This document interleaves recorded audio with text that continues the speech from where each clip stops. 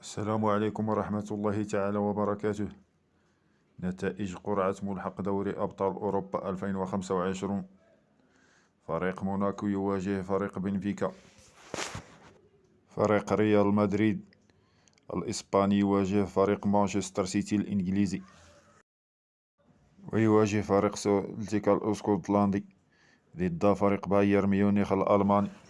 فيما يواجه فريق بريست الفرنسي ضد باريس سان جيرمان الفرنسي. فيما يواجه فريق فاينورد الهولندي ضد فريق اي سي ميلان الإيطالي.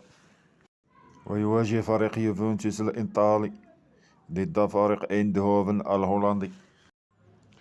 وأسفرت القرعة مواجهة فريق سبورتيك لشبونة البرتغالي ضد فريق بوروسيا دورتموند الألماني.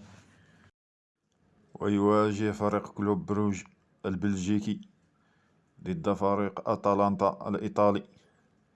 لا تنسوا دعمنا والاشتراك ليصلكم كل جديد، وشكرا.